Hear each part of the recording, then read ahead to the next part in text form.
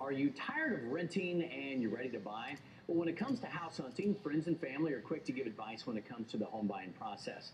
As a result, there are several home buying myths out there. So we're going to separate fact from fiction this morning when it comes to buying a home. Heather Unger with Lemon Tree Realty joins us now to talk about that. Good morning. It was good to see you. Good to see you. You're busy right now, aren't you? Oh, yeah. I've been hearing agents all across the area saying it is off the charts busy. Yeah, it's the beginning of selling season, so everybody's out there looking for houses. People are ready to list their houses. I love selling season. I'm sure you do too. I do too. Okay, let's talk about some of these myths. And this is more of a sales tactic that I think people have bought into. Having multiple lenders pull your credit is going to hurt your credit score.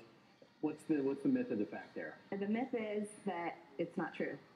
In a 14-day period, you can have as many lenders pull your credit as you want. It will only count as one ding against you. The credit bureaus have set this up for a purpose, and it was to let you rate shop.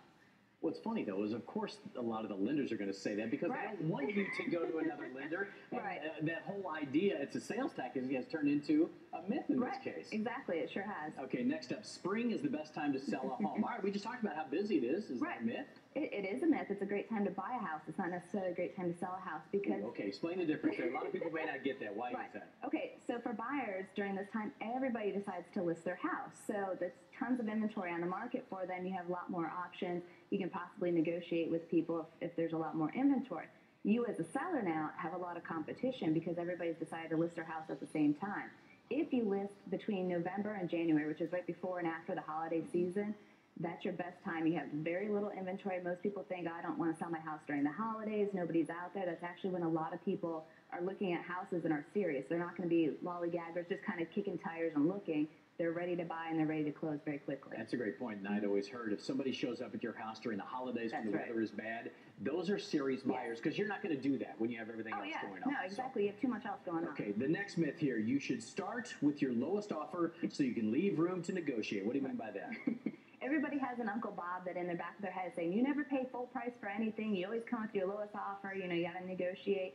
That's great. It works great if you're, doing an auction on a used computer on eBay, but not necessarily on a house. In today's market, it's a seller's market. Of course, I would consult an agent to let you know what type of market you're in. But in a seller's market, most well-priced homes that are show well are going to go with multiple offers and over asking price. So coming in, low price, lowballing all these properties, you're going to end up disappointed in the end. Get it. That's right. And finally, the myth that you don't need a buyer's agent. A lot of people think I'm going to do it on my own. That can leave you a wide open cannon. It can. A lot of people think when they're buying new construction, I'll just go straight to the builder. I don't have an agent. I'm going to get it off the price. It's not true.